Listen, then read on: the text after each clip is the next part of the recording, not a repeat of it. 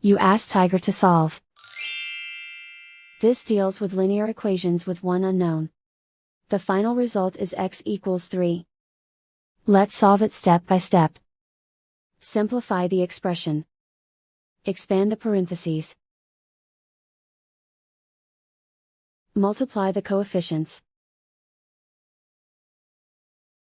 Simplify the arithmetic. Group all x terms on the left side of the equation. Subtract 4x from both sides. Group like terms.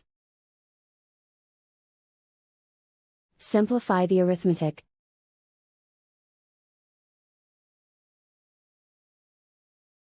Group all constants on the right side of the equation. Add 60 to both sides. Simplify the arithmetic.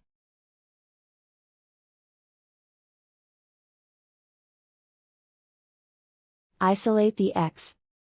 Divide both sides by 20.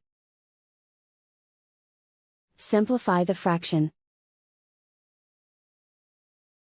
Find the greatest common factor of the numerator and denominator. Factor out and cancel the greatest common factor. And so the final result is x equals 3.